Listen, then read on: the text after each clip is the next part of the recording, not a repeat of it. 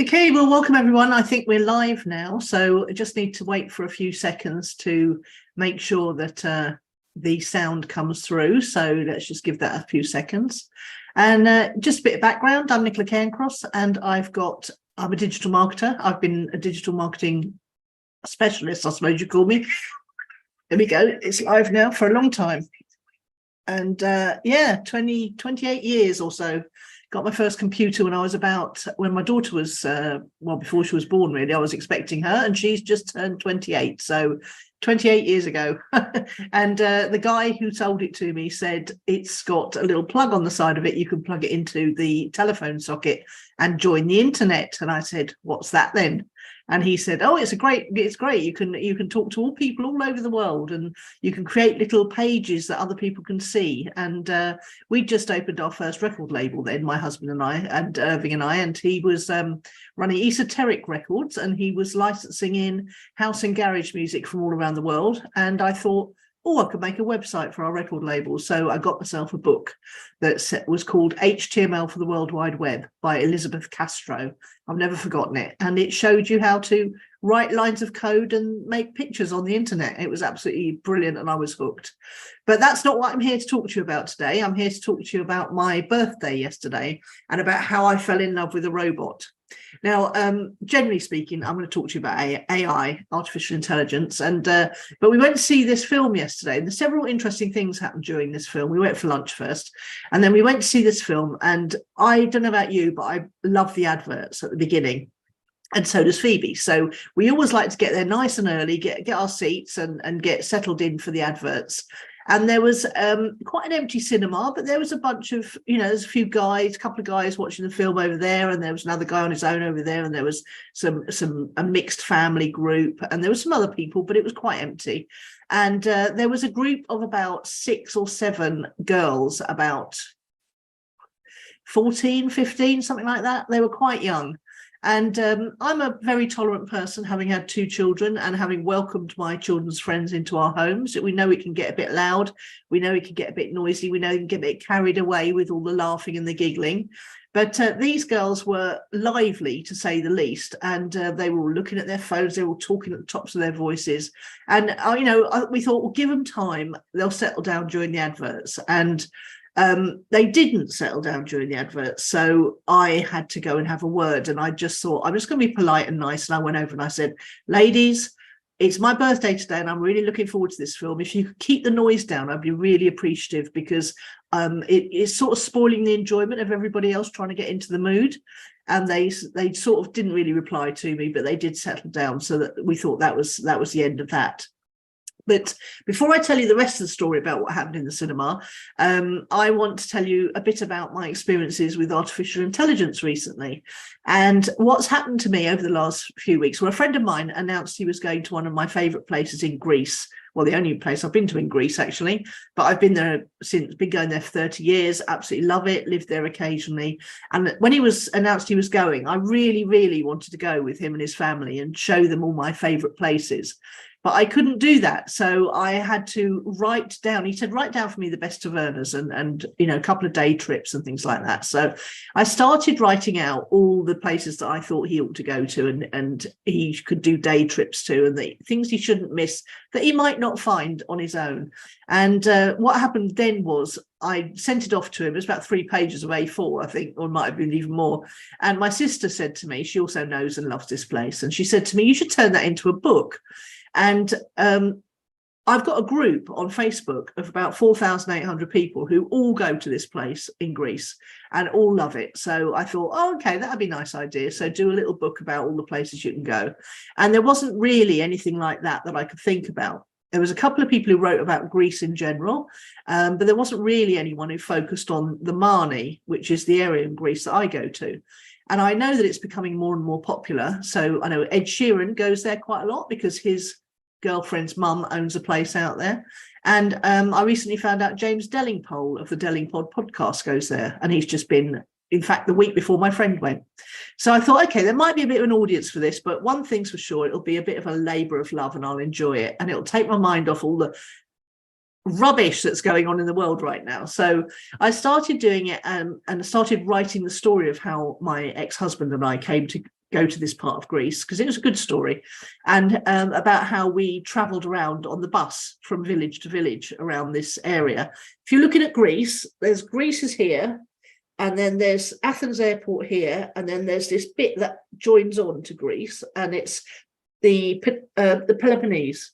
And if you think about the middle finger of the Peloponnese, it's sort of like a glove almost, then the middle finger of the Peloponnese is the Mani Peninsula.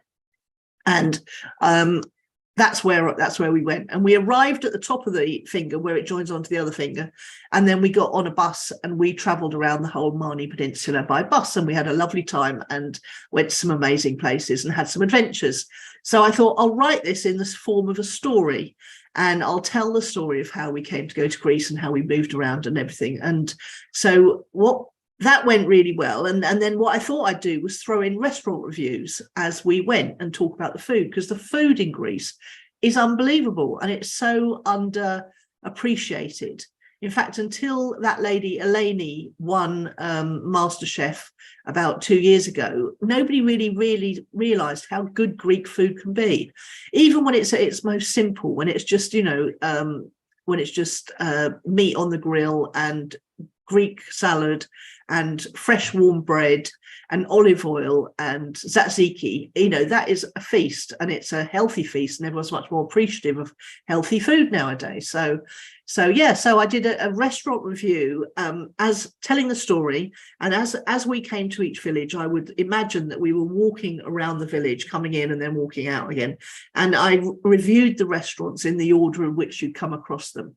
And I talked about the people who owned the restaurants, the history of the place, all this stuff. Anyway, it was fantastic. I really enjoyed doing it, and I've been really excited by the response. We're currently sitting at #1 in travel writers, #1 in Greek food, and #1 in European cooking or European cuisine on Kindle, and that's because I've been running a special offer on it for the last week. And then I'm also sitting at about #10 to #13 of travel writing in paperbacks. So I'm very excited. It's the first I've got loads of books, never done as well as this. Business books just don't do as well as books that appeal to a wider market. So then I went and thought, okay, so how can I improve this? And I thought I can improve this by putting in a list of the top 20 Greek dishes. So rather than me go and do the resource, I've been experimenting with ChatGPT recently a lot, and I'm really quite enjoying it. And I'm enjoying using it when you give it prompts like act as my business mentor and tell me what I should do next in my business. This is my business. Here are the details. What should I do next? That kind of thing. Or you could tell it to act as your writing mentor. So if you can say, I'm writing a book about this, what kind of things, say it's a crime genre, what kind of things does a crime genre book have to have? Which elements does it have to be successful and to please the most readers? So you can tell it to act as your mentor and then ask it questions as if you're having a conversation with a mentor. And this is really powerful. So I've been using it more to do the boring stuff that I don't want to do, because I'm like that. I like doing creative stuff, not boring stuff. So I thought it'd be really nice to have a list of the top 20 Greek meals. And so I asked it, that. And it gave me a list, and I said, okay, can you add phonetic spellings in so people know how to say it? And then I asked it to add in the Greek name for it as it was likely to be on the menu.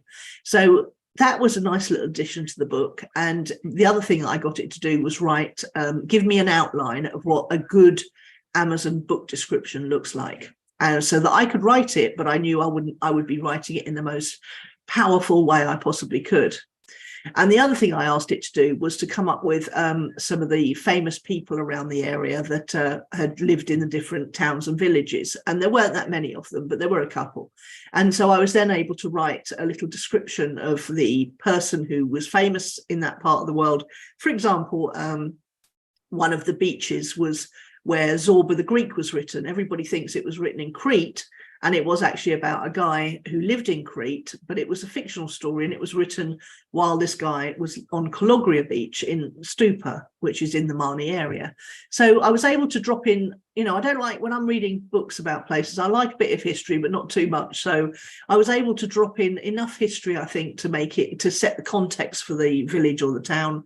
And then I was able to tell people what to look out for in terms of food. And because I've lived there, I was able to add in quite a lot of personal stuff as well as telling the story of us going around. Anyway, been very well received. And I've really definitely found that using artificial intelligence was helping me do the bits, make it a better book. And then when you come to upload your book to Amazon, they're very conscious, I think, of people using AI to game the system. So what they ask you to do is they ask you to say whether you've used any kind of AI on your book. And if so, was it to write anything, or was it just to put together structure? So, for example, a story outline. And that's called AI assisted versus AI written.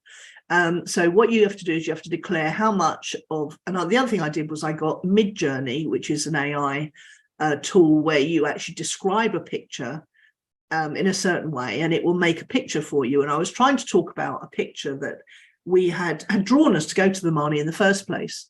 And it was something I saw a picture I saw in the Sunday Observer. And it was in the travel section, and it was a little old man sitting at a spindly little table, drinking a coffee with a hat on, and he was in a shaft of light, which made everything else look dark around him, but he was highlighted by the shaft of sunlight, and he was sitting against a stone wall. And it was just the only picture in the article, and it just was so evocative of what I imagined old-time Greece to look like, that's where we decided to go there. So I wanted to recreate this picture, and I used Midjourney to do it. So when it came to declaring it, as I uploaded the book on Amazon, it says, did you use any AI to create any pictures in this? And if so, how many of them? And I just said, yes, I did. And it was one or a few. So that was fine. So as long as you tell Amazon what you've done and it's not writing your book for you, then it's fine. Now, the annoying thing about all this is I'm sitting at between number 10 and number 13 on travel writing and food travel writing. And if you go in and look at the category that I'm in, the first sort of 9 to 10 books are all what is obviously artificial intelligence spinning off an idea for air fryer food. Air fryers are very popular at the moment because they're supposed to be very healthy for you, a healthy way of cooking. And so what you've got here is 9 to 12 books that are all absolutely spin-offs of each other. I've gone and looked inside each one. I've looked at the description of each one, and I can see that it's just the same book spun off over and over again. So obviously that's what Amazon are trying to stop happening. And fair enough, really, because it is very dull when the charts are being dominated by the same book spun off for different types of people. So it's air fryer for diabetics, it's air fryer for Mediterranean food. So they're taking all the themes that are popular in cookbooks and they're spinning them off literally with the same kind of content but described differently. And that's the kind of thing that AI can do incredibly well. So the next thing I did was I got ChatGPT to go and give me a list of sort of 20 tweets I could use to promote my book, based on what it was all about and all that stuff. So you can use AI for your social media. You can use AI to create structure for things that you don't know how to do and you don't want to miss important things. You can use AI to be your mentor in certain kinds of things, and it's just really unbelievable. I'm already, because I'm very aware of the dangers of AI, and I was very anti it at the beginning. But at the end of the day, if you don't keep up with things, you're going to become obsolete. And I like to keep up with things. I'm curious. I like to play with things. I like to see. I've got a friend, Neil Asher, who is very much the same, and he's doing a lot of things with AI, video and audio, which we're comparing notes on everything that we do. So keep curious, keep up to date with stuff. Don't be afraid to try things out. Chat GPT, as I say, is quite good fun.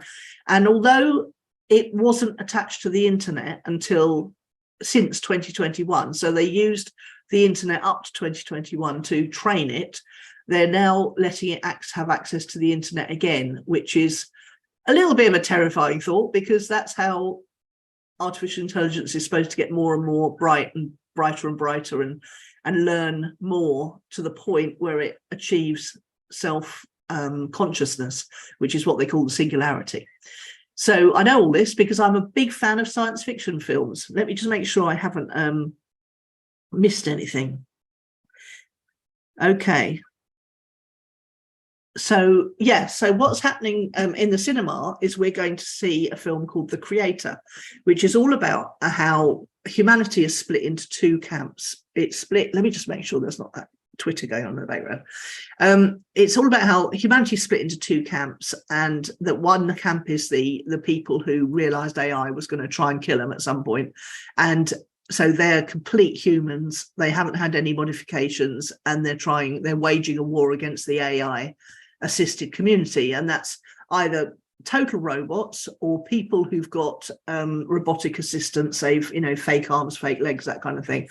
Now, I won't tell you the story because I don't want to spoil it for you, but it's the story of how one man comes to love a robot. And it's not only a robot, it's a robot that is a weapon and could potentially kill all of the human community. And it's an absolutely fascinating movie. It's very action-packed. It's got some great action sequences in it.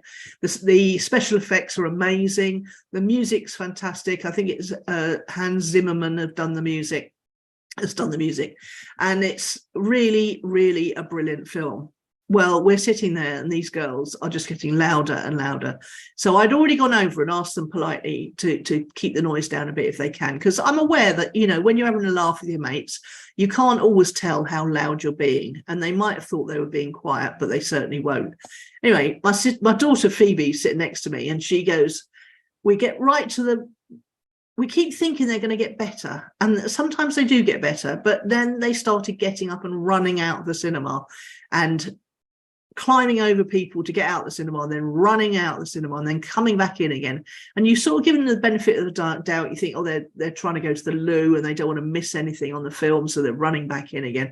And then when it happened the second time, Phoebe just lost the plot. She just, especially as it was coming up to a place of where the plot was really going to pivot, and you could tell the plot was going to pivot. And she went and she actually complained to the cinema staff, and to give them their due, they came in, they caught the ones who were outside running about, and they came in and they asked the rest of them to leave, which was great, but it did take up, it was happening literally in front of us to the left. And it was, we're trying to concentrate on the film. They're all packing up their stuff. They brought a load of stuff in with them. They're obviously just there to hang out for the afternoon. And so the film carried on. Fantastic ending, really good. The whole thing, I highly recommend it. The Creator. If you love sci-fi, or you're even remotely interested in artificial intelligence and the tension between humans who don't want to embrace AI and the people who do want to embrace AI, and are sentient artificial intelligence and robots, are they, do they have feelings? Essentially, do they have humanity? That's the question that's being worked on in this film. And I've got to say, the little girl who played the weapon was so cute and so an incredible actress. She didn't really do much, but her she had to convey emotion through her face, and she did it really, really well. So I really fell in love with her as a little girl. It was great. But then we sat there at the end of the film, and they were playing a beautiful bit of classical music, and that sort of kept recurring through. And I think it's Au Clair de la Lune, I'm not sure. You'd recognize it instantly if you listen to it. And they basically, Phoebe and I sat there and we just thought, well, she was fuming. She was fuming that my birthday had been ruined. So she thought. And I said, no, let's not look at it like that. It was a really, really good film. You've got, I gave her for her birthday a Cineworld one year pass. So I said, you can come back and you can watch it anytime, and it'll be on the TV soon, so you can watch it again. You can see the bits you missed by having to go out. I said, let's not let it ruin our cinema experience. But the thing that got me thinking, and this is what I really wanted to do this live about today, is what took us so long? What took us so long to realize that these kids were not going to pipe down, that they were not going to start behaving? What took us so long to take action? What took me so long? Well, it wasn't that long, but it felt like a long time through all the adverts, which is half an hour, I suppose. what took me so long to get up and go over and speak to them? I've been a parent. I've brought up two children to the ripe old age of 26 and 28, and they're good kids. And Phoebe was, she was furious. She was trying to remember back to when she was little and whether her and her friends had been that inconsiderate. And she said, no, we wouldn't have been. We realised. And I said, well, some people just don't have any empathy, and they don't realise what they're doing is hurting other people. And it got me really thinking about the whole thing about what we're going through at the moment and what people are doing to us, like the ULEZ and the 15-minute cities and all that stuff. And I thought, how long does it take before people stand up? And why didn't anyone else in that cinema? Lots of bunches of guys in there, not in a sinister way, but there was some young chaps in there, and there was a dad and his son and all that stuff. Why didn't any of those people speak up? Why did it take me and Phoebe that long to stand up and go and complain about these kids? Now, I don't know is the answer. I think we're just trying to be tolerant. We can't quite believe it's happening. We think they're going to realise what they're doing. We think that everyone's the same as us and that they're going to realise they're being annoying. And I think that was a really interesting analogy for what's going on in the world right now. And I've resolved to not tolerate things so much. I'm not going to be as tolerant, because it's by being so tolerant that we let people get away with stuff and ruin things for us. In this case, it was just a film, and I didn't let it ruin it because I just wasn't getting uptight. I don't get uptight about that sort of stuff anymore, although I would have done in the past. So I want you to just think about that. I want you to think about, what are you tolerating for too long that you could change just by speaking up? And I want to thank you, if you've made it right through this story, to the rather loose collection of thoughts that brought me to my conclusion. And I really appreciate you watching this movie. It's a movie. It's hardly a movie, is it? It's a live. It's a YouTube live, and it's the first one I've done, but I really enjoy them. I much prefer them to trying to do a structured kind of presentation. So I hope you've enjoyed it too. If you have, please press like. That's the one thing that's most likely to get me to pop up on your screen again. And I'm going to try and go live every day with a thought or two, hopefully not as long as this one, or as rambling. But yeah, if you liked it, welcome your comments. Tell me what you're tolerating right now. It's a popular coaching thing is to say to people, what are you tolerating right now? Make a list. And everything you're tolerating is sucking your energy and your attention and your power from you. So if you just start every day making a list, what am I tolerating? So for example, I've got a bunch of boxes in my hallway that I've got to carry down to the recycling, but they're an awkward shape, so it's quite difficult to do it if I've got anything else that I'm carrying at the same time. But today I'm going to zap that toleration, because every time I look at them in the hallway, it takes a little bit of my joy from my flat away from me. So that's what I'm tolerating, and I'm going to, by tomorrow, I'll have got rid of them. Hope you've enjoyed this today, and I will speak to you very soon. Now, just got to work out how to turn this